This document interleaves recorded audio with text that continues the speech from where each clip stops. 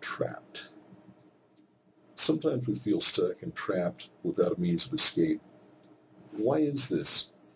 Well, the answer varies according to our circumstances.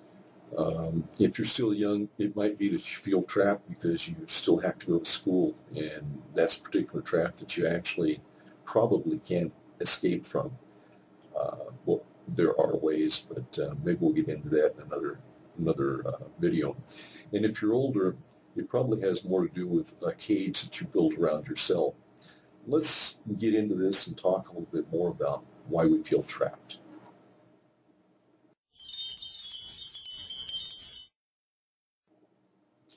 The reason could be as simple as this. What looked interesting and attractive in the past may have lost its charm. This has happened to me. This could be because of rushed decisions regarding love, career, where to live, and what else.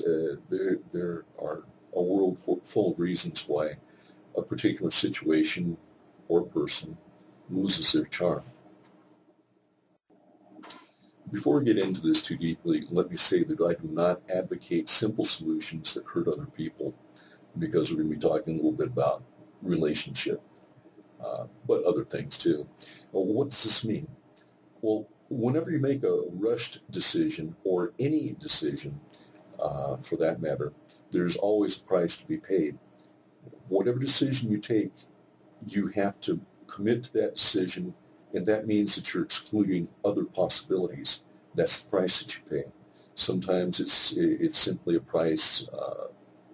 It can be a financial price, or it can be a price that includes emotion, loss of relationships, or gaining relationships. You have to balance one against the other, but you have to make a decision. What? Well, for example, if you get married for the wrong reasons, it's never easy to get yourself out of that situation. What about the children, if there are children? Or what about who owns what? That seems to be a really sticky problem for a lot of couples that decide to get divorced. How much damage have you caused to others or to yourself because of your decision to get married, to stay married, or to get divorced? Getting out of a bad situation is always expensive in one way or another. It's either going to cost you money or emotion. It's going to cost you something. No one gets out alive. Okay? If you remember that, I'm just giving examples here. For instance, if you choose a career, what is your motive? Is it a family career? Is it something that your family has always done, like being lawyers or doctors or architects? Is it because you want to please someone in your family, or a friend, or a significant other? Because you make a decision based on who you are in the moment, this can lead to problems.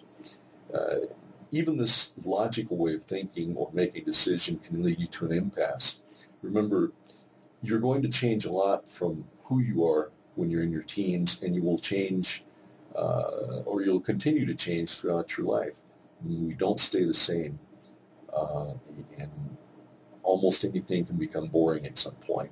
So this is another reason why you might have a problem.